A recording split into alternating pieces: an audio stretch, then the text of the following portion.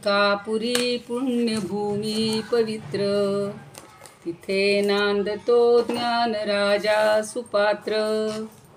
तया आठविता महापुण्य राशी, नमस्कार साष्टांग श्री ज्ञानेश्वरासी. माता यस्य तपस्विनी च जनको, वैराग्य रागान्वित भ्रातारो गुरुणा निवृत्तिसहिता निर्वृत्तिका संस्थिताः. इत्थं साधु कृपान्वितं स्वयमहो ज्ञानामृतेनावृतं, वन्दे तं करुणाकरं प्रभुवरं श्रीसंत ज्ञानेश्वरं. श्रीसंत ज्ञानेश्वरं. ज्ञानेश्वर महाराज की जय. पंढरीनाथ भगवान की जय. जय तू श्री कृष्ण, जय तू ज्ञानेश्वर. भगवद्गीता महात्म्य ज्ञानदेव आपल्या शब्दातून आपल्या प्रतिभेतून समजावून देत आहेत आणि ते आपण आज पाहत आहोत. आज 18 नोव्हेंबर सोमवार. कालपासून ज्ञानेश्वरी पारायणाला सुरुवात झालेली आहे.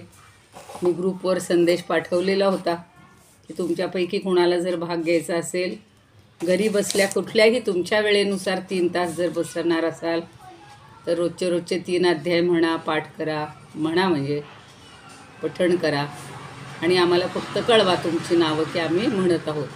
आजपासून दादा आता लिंक उघडी करून देणार आहेत ओपन. ज्यांनी सुरू केलं असेल त्यांनी कळवा, नसेल तर आजपासून सुरू करा. आपण आता 1684वी ओवी पाहिलेली होती. काय म्हणतात ज्ञानदेव? म्हणोनी मज काही समर्थनी आता विशो नाही, गीता जाणा हे वाङ्मयी श्रीमूर्ती प्रभूची. तर गीता ही श्री गुरूंची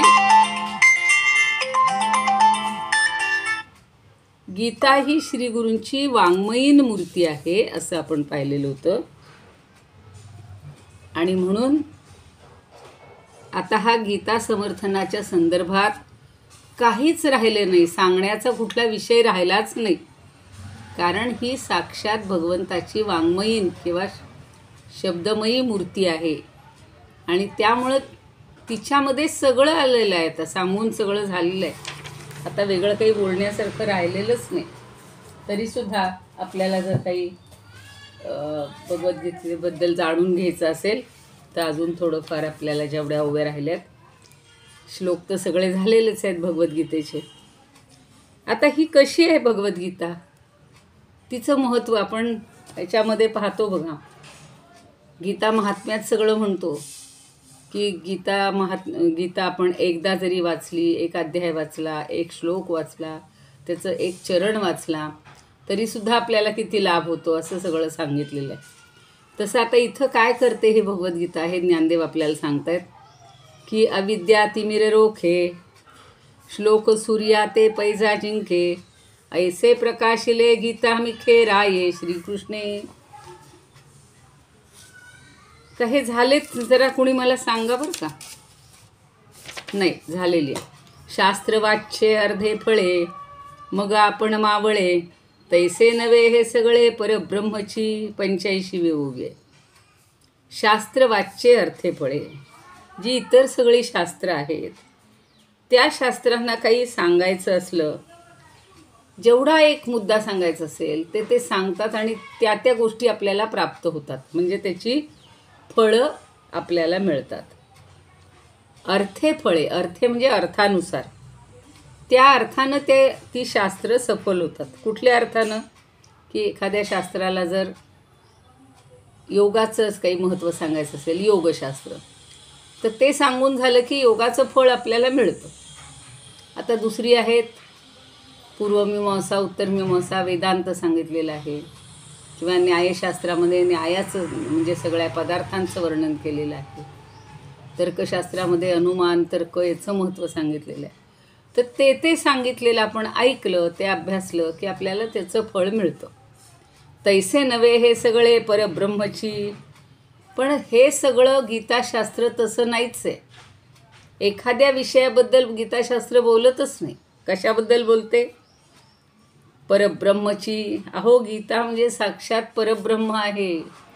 आता तर किती सांगणार आहेत की आपल्याला काही मिळवायचं उरतच नाही ना. परब्रह्म प्राप्त झालं, आपण ब्रह्मरूप झालो की आता काय बघायचे, काय मिळवायचे, काय ऐकायचे, काहीच ऐकायला उरत नाही. म्हणून त्यांनी म्हणले, शास्त्रवाच्ये अर्थे फळे मग आपण मावळे, तैसे नव्हे हे सगळे परब्रह्मची मावळे. म्हणजे ते जे शास्त्र आहे ते तिथे संपून जातं.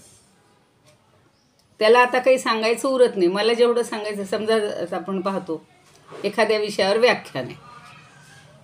आता समजा मतदान करणं हे आपलं कर्तव्य आहे. उद्या म्हणजे 20 तारखेला एकदा मतदानाच्या कर्तव्याचा आपण हे बजावला की 21 तारखेला आपल्याला त्याच्याबद्दल कुणीही सांगायला येणार नाही की तुम्ही कुणाला मतदान करायचं, कसं महत्त्व आहे, काय आहे, संपला विषय. तसं प्रत्येक शास्त्र हे एका विशिष्ट विषयापुरतं बोलतं. ते आता काव्यशास्त्र आहे. काव्यशास्त्रामध्ये काव्याचंच सगळं वर्णन सांगितलं असतं. मग त्यातले अलंकार सांगितले जातात, वृत्त सांगितले जातात, त्याच्यात काय काय उपमा द्यायच्या, सगळं ते आपल्याला त्या शास्त्रामध्ये कळतं.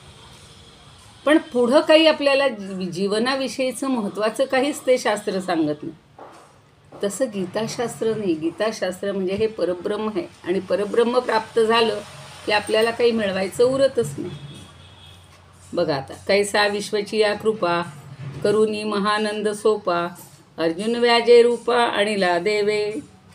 अर्जुन व्याजे म्हणजे व्याज हा अर्थ नाही घ्यायचा. व्याजे म्हणजे त्याच्या निमित्तानं, अर्जुनाच्या निमित्तानं काय केलं तर हे गीताशास्त्र सगळं सांगितलेलं आहे. ते कुणासाठी झालं? विश्वची या कृपा. ती कृपा सगळ्या अवघ्या विश्वावर केलेली आहे. भगवंतांनी अर्जुन हा एक निमित्त ठेवलेला आहे, पण सगळ्या विश्वावर त्याची कृपा आहे आणि म्हणून त्यांनी हे सगळं सोपं करून सांगितलेलं आहे. अर्जुन आणि म्हणून महानंद सोपा, अगदी सोपा करून सांगितलेलं आहे. काही जण बघा गणित अगदी सोपं करून सांगतात, इंग्लिश अगदी सोपं करून सांगतात, सायन्स कुठली जी एवढी हजारो सायन्स आहेत तर प्रत्येकातलं ज्याचं ज्यात गती असते, अभ्यास असतो, ते शास्त्र सोपं करून सांगतो. आता आम्ही फक्त संस्कृत सोपं करून सांगतो, स्तोत्र सोपे करून सांगतो. म्हणजे ज्याला जेवढं आहे तेवढं तो सांगतो. पण भगवंतांनी काय केलं? हे गीताशास्त्र हा ब्रह्मानंद अगदी सोपा करून सांगितला. त्याच्यासाठी नाही कुठला आटापिटा करावा लागत, नाही काही मिळवावं लागत, नाही कुठली तपश्चर्या करावी लागत, नाही कुठला जास्ती वेळ द्यावा लागत की बाबा एवढा वेळ दिलास तरच तुम्हाला ही गीता समजेल, तरच तुम्हाला परब्रह्म प्राप्त होईल, असं काही नाही. आता अजून पुढे किती छान ओव्या आहेत बघा की प्रत्येकातनं कसं गीतेचं महत्त्व सांगतात ते आपल्याला कळेल. आणि अर्जुन व्याजे रूपा आणिला देवे. काय आणिला देवे? महानंद सोपा करुनी, असं सरळ वाक्य घ्यायचं. अर्जुन व्याजे देवे आणिला, हा महानंद आहे. ब्रह्मानंद, परमानंद हा सगळ्यात मोठा आनंद आहे आणि तो आपल्याला देवानी सोपा करून आणलेला आहे की कशी ही गीता तुम्हाला दैनंदिन जीवनात. म्हणून बघा अशी पुस्तकं आहेत, दैनंदिन जीवनात गीता. आपल्या सुवर्णाताई मालपाणी आहेत ना, त्यांनीच लिहिलेलं होतं एक पुस्तक, दैनंदिन जीवनात गीता. सुनबाई सासूबाईंनी कसं वागायचं एकमेकांची, वादावादी न करता प्रेमानं, तिच्याकडनं कौशल्यानं कामं कशी करून घ्यायची आणि सुनेनं पण सासूबाईंची कौशल्यानं कशी सेवा करायची किंवा त्यांना कसं खुश ठेवायचं, आपलाही स्वार्थ साधला पाहिजे, त्यांनाही जे पाहिजे ते मिळालं पाहिजे. अशा छोटे छोटे गोष्टी. फक्त सासूबाई सुनबाई असं नाही, घरात इतकी नाती असतात, संसारात इतकी नाती असतात, आपण व्यवहार करतो, व्यवसाय करतो, तिथे किती जणांशी कसं वागायचं, तेच काम तुम्ही सोपं करून घेऊ शकता.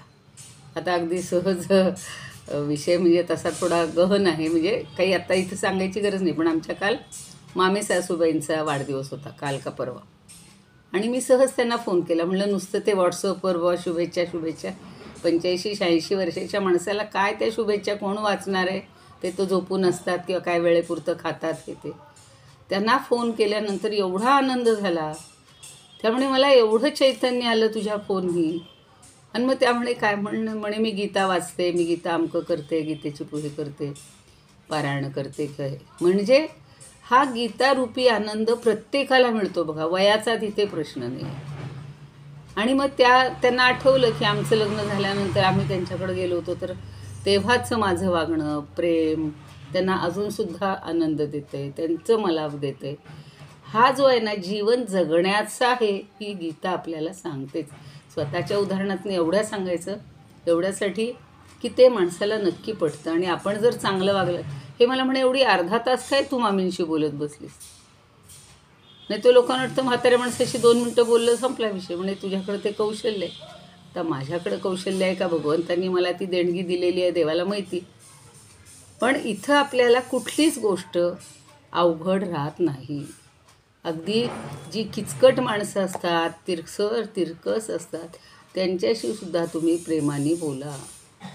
प्रेमाने बोललात, गोड बोलून, तीच गोष्ट. म्हणून म्हणतात ना, गोळी कशी असते, आत सगळं कडू असतं, कडू औषध असतं, पण त्याला शुगर कोटेड म्हणतात, त्याला वर्ण साखर लावलेली असते.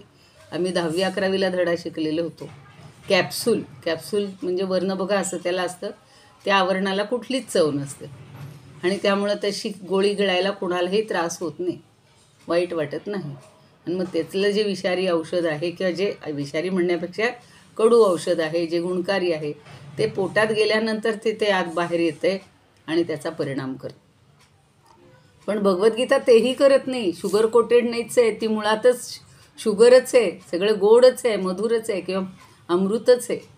त्यामुळे तिच्याकडून आपल्याला बाकी काही वाईट किंवा हे काही मिळणारच नाही. सगळा परमानंद, महानंद, परमानंदाच्या पुढे त्यांनी सांगितले, महानंद सोपा अर्जुन व्याजे रूपा आणीला देवे.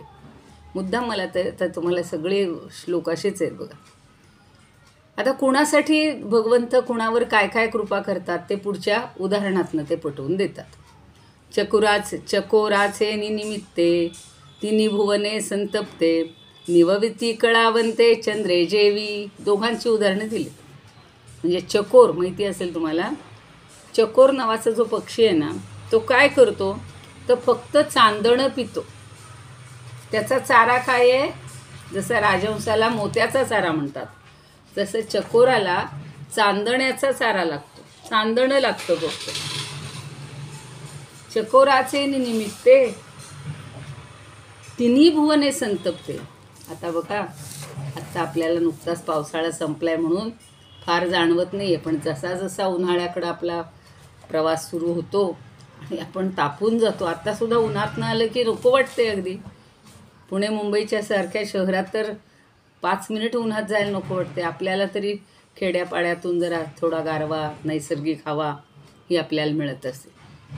मग हा संतप्त झालेलं हे जे त्रैलोक्य आहे, त्रिभुवन आहे, त्या तिन्ही भुवनांना चकोराच्या निमित्तानं चांदणं पुरवून त्यांची शांत तहान किंवा तृषा किंवा भूक जी भागवली जाते. म्हणजे एकेकाच्या निमित्तानं सगळ्यांवर उपकार करण्याची जी भगवंताची रीत आहे, ती आपण हे करायला पाहिजे, लक्षात ठेवली. मग सगळी भुवनं आपल्या कोण करतो, हे चंद्र. मग कधी करतो, पौर्णिमेच्या दिवशी सगळ्याच्या सगळ्या 16 कळा किंवा कलावंते असं म्हणलेलं आहे. कलावंत म्हणजे कलेनी युक्त तो कलावंत. तर कलांनी युक्त किंवा कलांनी परिपूर्ण झालेल्या पौर्णिमेच्या चंद्राने शांत करावी. म्हणजे तो पौर्णिमेचा चंद्र सगळ्यांची इच्छा शांत करतो, सगळ्यांची तहान भागवतो, सगळ्यांचा संताप मिटवतो. आता एकेकासाठी एक एक घडलेलं आहे. पुढचं उदाहरण दिलंय बघा, कुणाचं बघा. आता का म्हणजे प्रश्नचिन्ह आहे, का असं झालंय, का तसं झालंय, का ह्याच्यासाठी हे आहे तसं.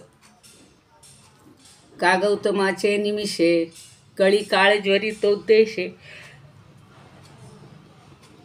पाणी ढाळू गिरीशे गंगेचा खेला. आता चकोराचं उदाहरण सांगितलं तसं आता इथे सांगतायत गौतमाचे मिशे. गौतमासाठी गंगा आणलेली आहे ना, तर ती कशी आहे, मिशे म्हणजे निमित्तानं.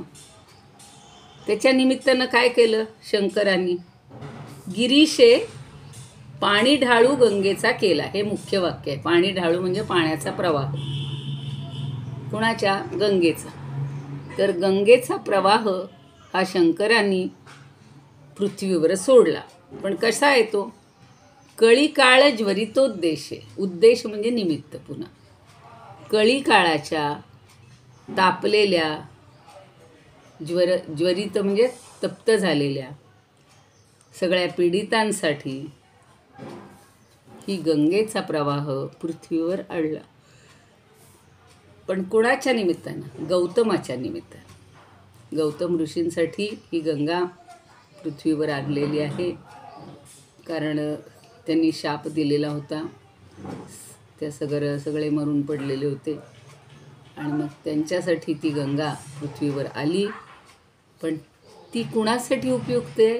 तर कळी काळाचा ताप ज्यांना झालेला आहे किंवा कळी काळाच्या ज्वरानं जे तापलेले आहेत अशा सगळ्यांसाठी. त्या काळातल्या रामायणापासून आजपर्यंत गंगेचं महत्त्व तेवढंच आहे. नाही तर ती कधीच काळाच्या ओघात लुप्त झाली असती हो. पण आजही गंगेचं महत्त्व आपल्याला किती कळतं. तुम्हाला सांगितलं ना की सगळ्या आजारांवरचं, रोगांवरचं उपाय म्हणजे औषध म्हणजे गंगा आहे, गंगाजल. आणि म्हणून अगदी मृत्यूसमयीसुद्धा गंगाजल देतात, म्हणजे त्या माणसाला सद्गती मिळते. इतकी ती गंगा महत्त्वाची आहे. पण ती गौतमाच्या निमित्तानं आणली गेली.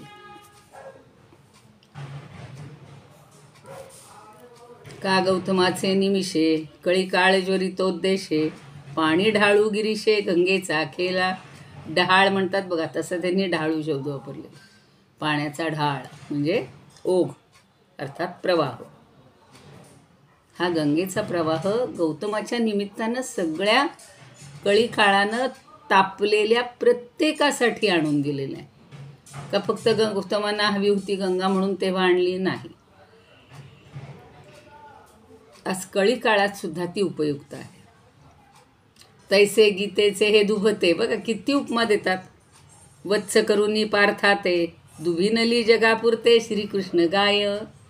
आता एरवी आपण पार्थोवत्स हा सुधीर भोगता आणि दुग्धम गीतामृतम महत म्हणलेलं होतं. आता इथं म्हटलं की गीतेचे हे दुभते, म्हणजे गीतेचं जणू काही हे दूध, गीतेचं भरपूर दूध. हे काय? वत्स करूनही पार्थात. वत्स कोण आहे? वासरू कोण आहे? पार्थ. पार्थाला वासरू केलेलं आहे. गीतेचं हे दूध आहे. ती दुभिनली जगापुरते. ती अख्ख्या जगाला पुरल एवढी तिला पाना फुटलेला आहे. तिचं दुभिनली म्हणजे एवढं दूध दिलेलं आहे तिनं. सगळ्या जगाला पुरल एवढं दूध दिलंय. कुणी? श्रीकृष्ण गाय. श्रीकृष्णाला गायच करून टाकलं. तिथं काय म्हणलेलं होतं? सर्वोपनिषदो गावो दोग्धा गोपाल नंदन. हा, तिथं गोपाल नंदनाला दोग्धा म्हणजे दोहन करणारा म्हटलं होतं. ज्ञानदेवांनी त्याला गायच करून टाकलं. म्हणजे स्वतःच साक्षात तो दूध देतोय. कुणाला देतोय? सगळ्या जगाला पुरेल एवढं देतोय. कुणाच्या कुठल्या वत्सासाठी पाना फुटलाय? पहिला पार्थासाठी. आणि एक आपण म्हणतो ना दूध दुभत भरपूर होतं. गोकुळात होतं, आजही काही खेड्यापाड्यातून भरपूर आहे. तर हे सगळ्यांसाठी दुभतं जणू काही खुलं करून दिलेलं आहे. किंवा देणारी ही श्रीकृष्णरूपी गोमाता, तिने हे सगळ्यांना दूध पुरवलेलं आहे. पुढचं बघ. येथे जीवे जरी नहाल तरी हेची कीर हो आलं ना तरी पाठमिशे तिंबाल जीभची जरी. आता दुसरी एक कल्पना केली.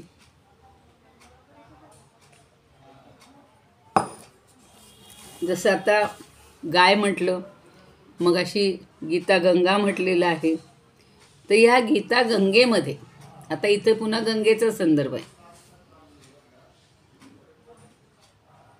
येथे जीवे जरी नहाल. तुम्ही या भगवंताच्या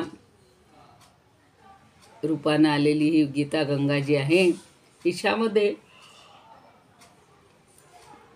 जर भगवंताच्या अर्थाच्या निमित्तानं किंवा अर्थाच्या साह्यानं नहाल तर नहाल,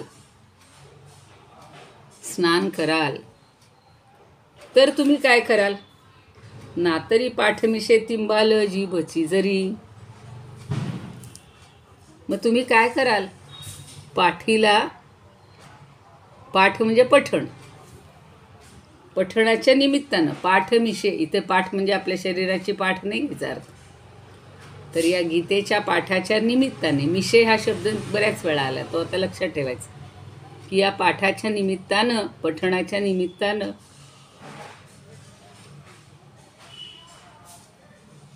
जीभची करी जरा जिभेला कष्ट द्याल, म्हणजे भगवंताच्या अर्थाच्या साह्यानं स्नान करून तुम्ही खात्रीनं, निश्चयपणानं गीतारूपाचं धारण कराल किंवा गीतारूपच धारण कराल किंवा गीतेचं नित्य पठण कराल किंवा गीता पठणाच्या निमित्तानं जिभेला कष्ट द्याल. पुढं काय होईल ते पुढच्या ओवीत आहे, पण इतकं सगळं आपण आत्ता करायचं. काय करायचे? ते एक तर त्याच्यामध्ये नहायचे, स्नान करायचे किंवा त्याचं पठण करायचे. आणि तिंबणं, कणिक जेव्हा तिंबतो त्या कणकेला जरा यातना होत असतील, त्याची पाठ तिंबून काढली म्हणतात, म्हणजे कुदलायचं असतं, भरपूर पाठीला मारायचं असतं. तसा इथे तिंबणे शब्द वापरला आहे. कुणाला तिंबाल जीभची जरी. जिभेला कष्ट होतील हो. आता हल्ली सोय निघाली, व्हॉट्सअप आहे, यूट्यूब आहे, अमुक आहे, तमुक आहे, ऑडिओ रेकॉर्डर, व्हिडिओ रेकॉर्डर सगळं आहे. त्यामुळे तुमच्या मुखाला अगदी तुम्ही त्रस्त कष्टच द्यायला पाहिजे. तर तुम्ही ते ऐकू पण शकता. पण इथे जेव्हा आपण हा काळ कधीचा आहे तो बघा, 12वं शतक आहे. त्यावेळेला ऑडिओ नव्हते, व्हिडिओ नव्हते, काही नव्हते. ते पठण करावंच लागत होतं. आपल्या मुखातून, आपल्या जिभेनं करायचे. ही वाणी आहे ना, जिव्हाग्रावर बसलेली आहे सरस्वती, त्यामुळे तिच्या कृपेनं किंवा तिच्या प्रसादानं आपल्याला हे सगळं मिळत असतं. मग आता काय होतं की त्या जिभेला थोडे कष्ट जरी झाले, जरी म्हणता येतं, जरी झाले, पुढच्या ओवीत बघूया काय म्हणता येतं. तरी लोह एके अंशे, आता उदाहरण देतात, एका उदाहरणातनं तुम्हाला लगेच कळेल. तरी लोह एके अंशे, ना तरी पाठमिशे परिसे, येरीकडे आ पैसे सुवर्ण होय. हे तर उदाहरण किती वेळा आलं असेल, पण आता इथं कसं समजावून देत आहे की लोह एके अंशे, लोहाच्या एका अंशाला, समजा एवढा मोठा लोखंडाचा काहीतरी तुकडा आहे किंवा आपली वस्तू आहे, खल आहे, बत्ता आहे, काही आहे, एवढ्याशा एका टोकावर झगटलिया परिसे, झगटली म्हणजे लावला, तो परिसाचा दगड जर त्याला लावला, लोखंडाला लावला, येरीकडे आपैसे सुवर्ण होय, एका कोपऱ्यात लावलेला आहे, त्या परिसाचा स्पर्श केलेला आहे, बत्त्याला असेल, घागरीला असेल, जे काय लोखंडाचं असेल, त्याला मोठी दगड असेल, त्याला एवढासा स्पर्श केला तरी सगळंच्या सगळं ते सुवर्णमय होऊन जाते, सुवर्णच होते. बत्त्याच्या एका कोपऱ्यावर लावला तर सगळा बत्ता झाला. आता लोखंडी गज आहेत, सगळ्या वस्तू. ज्याला सोन्याचं घर पाहिजे त्यांनी भगवंताची कृपा करावी, संपादन करावी, आणि हे गीतारूपी परीस आपल्या जीवनाला, आपल्या त्या घराला स्पर्श करावा, की सगळ्या जीवनाचं, सगळ्या घराचं, सगळ्याचं सोनं होऊन जाईल. म्हणून त्यांनी म्हणलं, झगटलिया परिसे, येरीकडे आ पैसे सुवर्ण होय, लगेच त्याचं सोनं होऊन जाईल. तसं पाठामुळं होणार आहे. ते आता ह्या ओळीत, मगाच्या श्लोकाचा संदर्भ पुढे आहे, पण आधी उदाहरणातनं पटवून द्यायचं. उदाहरण दिलं की आपल्याला एकदम लक्षात येतं. तैसी पाठाची ते वाटी, श्लोकपाद लावावान जव ओठी, तव ब्रह्मतेची पुष्टी येईल अंगा. जे मी म्हणलं होतं ना तुम्हाला की श्लोकाचा पाद म्हणजे अगदी अर्ध चरण, पाव चरण एवढं जरी तुम्ही ओठाला लावलत, ओठी म्हणजे आपल्या ओठाला, तुम्ही जर तो पाठ करत असताना श्लोकाचा एक पाद, एक चरण, जसं एवं सतत युक्ता ये, एवढीच ओळ आहे ना, एवढंच चरण. एवढं जरी म्हणलं, भक्ता स्वाम पर्युपासते, ते पुढचं चरण. ये चाप्यक्षरमव्यक्तन, एखाद्याने एवढंच म्हणलं, ते शांके योग वित्तमा. ही 4 चरण आहेत, 4 पाद आहेत. त्यातला कुठलाही एक पाद एवढासा तुम्ही म्हणलात, श्लोकपाद लावा ना जव ओठी, आपल्या ओठाला तेवढाच पाद लावायचा आहे, म्हणजे भाग लागायचा आहे. जसा त्या परिसाचा एवढासा स्पर्श कुठल्या तरी टोकाला केलाच होतो, सगळ्याचं सोनं होतं. तसं इथं काय होणार आहे, एवढासा पाद जरी म्हणला, एवढासा चरण जरी म्हणला, तव ब्रह्मतेची पुष्टी येईल अंगा. मग तुम्हाला काय होईल की ब्रह्मतेची पुष्टी येईल, म्हणजे तुम्हाला परब्रह्म प्राप्त होऊन जाईल. एका क्षणात तुम्ही ब्रह्मरूप व्हाल. येईल अंगा, आपल्या अंगाला ब्रह्मतेची पुष्टी येईल. आता कोणी म्हणतात रोज खजूर खा, काजू खा, बदाम खा, बेदाणे खा. म्हाताऱ्या माणसांना सांगतात रक्त कमी झालं, मग बीट खा, असं एक एक सांगतात. तसं गीता पाठाची ती वाटी, 700 श्लोक तुम्ही जर ओठाला लावले, त्या क्षणी तुम्हाला ब्रह्मभावाची पुष्टी होईल. म्हणजे तुमच्या ठिकाणी ब्रह्मभाव निर्माण होईल. तुम्हाला सांगावंच लागणार नाही की आता मला काय करायचं ते. सगळं जगच तुम्हाला ब्रह्ममय दिसेल. जिथे जाऊ तिथे भगवंत दिसायला लागेल. अगदी एखादा दरोडेखोर जरी असला तरी आपण त्याच्याकडे प्रेमानं बोलणार, काय भाऊ बरं चाललंय का, तुम्हाला काही हवं आहे का, कारण त्याच्यातही ब्रह्मरूप दिसणार आहे, परब्रह्म दिसणार आहे.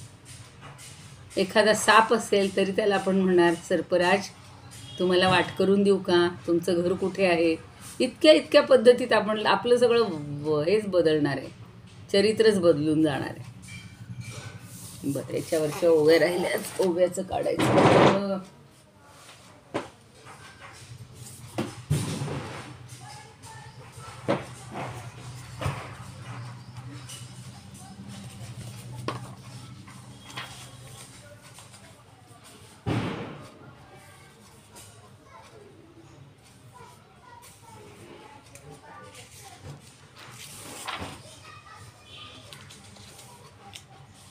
इतरती शास्त्रे देती अर्थ ज्ञान, मग प्रयोजन नुरे त्यांचे. अगदी सुरुवातीपासून घेते त्या.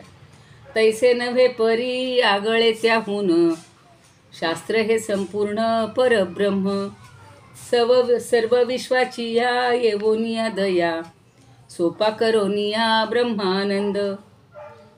देवेत कैसा देखा केलासे प्रगट, करोनी निमित्त अर्जुनाचे. चकोराच्या मिशे चंद्रकलावंत, शांत करी तप्त त्रिलोकाते. तृप्त म्हणजे तापलेल्या, किंवा कळी काळ ज्वरे जे पीडित, तया दुःखमुक्त करावया. गंगौघ तो खाली सांडीला गिरीशे, गौतमाच्या मिशे जैशा रीती. तैसे पार्था लागी वासरू करोन, माधवे होऊन स्वये गाय. जगासी पुरेल एवढे हे भले, दुभते दिधले गीतारूप. लाखो नाही, कोट्य नाही, अब्जवधी नाही, अगणित लोकांनी, मोजताच येणार नाही, जगातल्या सगळ्यांनी. आता हे learngita.com मध्ये 35-36 देश आपल्याला आता सहभागी झालेत. अजूनही जेवढे असतील उरलेले ते सुद्धा जरी त्यांनी प्राशन केलं तरी हे गीतामृत, गीत दूध संपणार नाही. कारण साक्षात भगवंत गाय झालेले आहेत. नवीन दिसरं वासरू की लगेच त्याला पाला फुटणार आहे. नवीन विद्यार्थी आला, नवीन अभ्यासक आला, नवीन पाठक आला, त्याच्यापर्यंत पोचणार आहे त्याचं दूध. त्यामुळं ही गाय आहे, ही कधी आटणार नाही. जगासी पुरेल एवढे हे भले, दुभते दिधले गीतारूप. जीवे भावे येथे जरी बुडी द्याल, ब्रह्मते पावाल सुनिश्चये. किंवा शास्त्राचे या पाठ मिशे ओल, जरी का लागेल जिव्हा लागी, तरी लोहाची या एकाही अंशास, जैसा होता स्पर्श परिसाचा. लोह ते सर्वांगी पावे सुवर्णत्व, तैसीची ब्रह्मत्व लाभे येथे. पाठरूपी वाटी लाविताची ओठी, अंगा येई पुष्टी ब्रह्मत्वाची. न लागो ते ओठी. आता पुढच्या ओवीत आहे ते बघूया, पुढची ओवी बघूया. पण जो ही काय म्हणू वाटी आपल्या ओठी लावणार नाही, त्याला सुद्धा ती काय होणार आहे ते फार छान सांगेल. मला पुढची ओवी तर फार फार पटलेली आहे. म्हणजे आपल्याला वाटतं आम्ही वाचतो, आम्ही म्हणतो, आम्ही एवढा अर्थ वाचतो, अर्थ सगळ्यांना सांगतो, म्हणजे आम्हीच मोठे, असं नाही. ती भगवंतांनी तुम्हाला जास्त संधी दिली आहे, तुमच्या भाग्यात अजून जास्त मिळाले थोडंसे. पण आता काय म्हणतायत, तैसी पाठाची ते वाटी, श्लोकपाद लावा जव ओठी, तव ब्रह्मतेची पुष्टी येईल अंगा. हे झालं की एवढीशी ओठाला तुम्ही ती लावली ओठी, म्हणजे ओठी आपल्या लावली ही गीता, तर तुम्हाला ब्रह्मतेची पुष्टी येते. आणि नातेणेसी तोंड नायेणेसी तोंड वाकडे, करुणी ठाकाल कानवडे, तरी कानीही घेता पडे तेची लेख. पण जर तुम्ही कानवडे झालात, म्हणजे एका कुशीवर झालात, तोंड वाकडं केलं, पार तोंड वाकडं केलं, तरीसुद्धा तरी कानीही घेता पडे. पण आपलं कानवर उघडं असतो आणि खालचा सुद्धा ऐकू येतच, तर त्या कानाला तरी ते ऐकू आलं की नाही, दुसरे जे म्हणतात ते जरी ऐकू आलं ना, तरीसुद्धा काय होईल हो, या गीता पाठाकडं अगदी तोंड वळवून पडल्या पडल्या जरी तुमच्या श्लोकांनी पडले, तरी शेवटचं वाक्य आहे, तेची लेख. तो लेख म्हणजे फळ, तेच फळ तुम्हाला मिळणार आहे. कारण कळत न कळत ऐकलं गेलं ना, लक्ष द्यायचं म्हणून जरी ऐकलं नाही तरी कान ते ऐकण्याचं काम करणार आहेत ना. अगदी इतकं तो काही कानात बोटं घालून आपण बंद करणार नाही, काय लोकांनी गीतापाठ चालवलेला आहे म्हणून नाही. कंटाळा आला आहे, थकलेलं आहे, नाही आम्हाला होत, पण तरी आम्ही अगदी वाकडं झोपून त्या गीतापाठ जर आमच्या कानावर पडला, तरीसुद्धा जो पठण करणार आहे, जो गीता अर्थ म्हणणार आहे, त्याला जे सगळं फळ मिळणार आहे ते या झोपून ऐकणाऱ्याला सुद्धा मिळणार आहे. म्हणून ती ओवी मुद्दाम वाचली नव्हती, आता वाचून दाखव. तरी श्रवणेही फलप्राप्तने, न लागो ते ओठी पाठाचेही ओल, परी का न द्याल जरी येथे. तरी श्रवणेही फलप्राप्ती तीच, श्रेष्ठत्व ते ऐसेच शास्त्राचे या. तर फलप्राप्ती तीच आहे, या शास्त्राचं श्रेष्ठत्व हेच आहे की कुणी काही करू, कुणी निंदा, कुणी वंदा, आमचा आपला तुम्हाला ब्रह्मज्ञान देण्याचा धंदा. असं आपलं मनात आलं की तुम्ही काही करा, नकळत का होईना तुमच्या पदरात ते मिळाले ना, मग ते तोच लाभ तुम्हालाही मिळणार. एखादी होईल का ओवी बघूया, होतच आली वेळ. जे श्रवणे पाठे अर्थे, गीता नेदी मोक्षारवते, जैसा समर्थ दाता कोणा ते नास्ती न म्हणे. आधी शेवटचा भाग घेऊया की जैसा समर्थ दाता कोणा ते नास्ती न म्हणे. जो समर्थ दान करणारा असतो, दानशूर असतो, तो कुणालाही नाही म्हणत नाही, न असती न म्हणे. म्हणजे माझ्याजवळ आता हे द्यायला नाही असं कधीच म्हणणार नाही. तसं जे हे श्रवणे पाठे अर्थे, जो कोणी श्रवण करील, पाठ करील किंवा अर्थ समजून घेईल किंवा समजावून देईल, गीता नेदी मोक्षारवते जैसा समर्थे. तर गीता जी आहे ना, ती त्यालासुद्धा सगळं काही फळ देणार, मोक्षाचा लाभ मिळवून देणार. किती छान सांगितलंय बघा.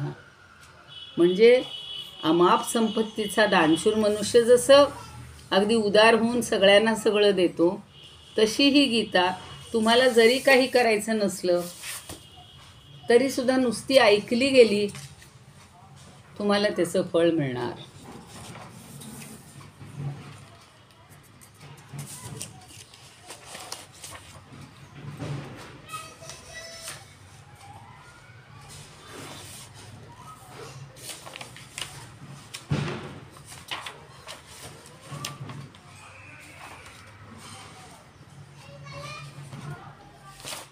आता गंगा म्हणजे जी आमच्या इथे म्हणजे तुम्ही सगळे आहातच नाशिकचे, तर नाशिकच्या जवळ जी गोदावरी आहे ती गोदावरी गौतमासाठी निर्माण झालेली असली तरी ती सर्वांनाच पावन करते. आता गंगा गौतमानं आणली असा एक 15व्या अध्याय ते संदर्भ आला आहे, 17व्यातही आला आहे की नाशिकमध्ये ब्रह्मगिरीजवळ गौतम ऋषींचा आश्रम होता. एकदा गौतमांकडून काय झालं, गोहत्येचं पातक घडलं. त्याचं क्षालन व्हावं म्हणून गणपतीनं त्याला शंकरापासून गंगा मागून घ्या आणि तिच्यात स्नान करा असं सांगितलं. आणि मग त्याप्रमाणे गौतमांनी ब्रह्मगिरीवर दीर्घकाळ आराधना केली, शंकराला प्रसन्न करून घेतलं आणि शंकरांनी जटेतली गंगा ही कुशावर्तामध्ये तिथे आहे बघा, कुशावर्तात ती पडते, ती आजही दिसते. मग गंगेमध्ये त्यांनी स्नान केलं आणि तो पावन झाला. तशी ती गंगा म्हणजे गोदावरी नदी आणि तिच्यामुळं ही आलेली गंगा आपल्या सगळ्यांनाही पावन करते. इदमुपकर्तुं भुवनमण्डलं समुदितमिव भास्करं सादरं वन्दे ज्ञानेश्वरं. त्रिभुवनमाता भगवद्गीता लोकमंगला लोकविश्रुता लोकहितं संततं ध्यायता येन ज्ञानेश्वरी विरचिता श्रुत्वा प्राकृतगिरं सादरं वन्दे ज्ञानेश्वरं सादरं वन्दे ज्ञानेश्वरम्. आरती ज्ञानराजा महाकैवल्य तेजा सेविती साधू संत मनुवेदला माझा. आरती ज्ञानराजा लोपले ज्ञान जगी हित नेणती कोणी. अवतार पांडुरंग नाव ठेविले ज्ञानी. आरती ज्ञानराजा कनकाचे ताट करी उभ्या गोपिका नारी. नारद तुंबरू हो सामगायन करी. आरती ज्ञानराजा प्रगट गुह्य बोले विश्वब्रह्मची केले. रामा जनार्दनी पायी मस्तक ठेविले. आरती ज्ञानराजा महाकैवल्य तेजा सेविती साधू संत मनुवेदला माझा. आरती ज्ञानराजा. ज्ञानेश्वर महाराज की जय. पंढरीनाथ भगवान की जय. जय तू श्रीकृष्ण, जय तू ज्ञानेश्वर.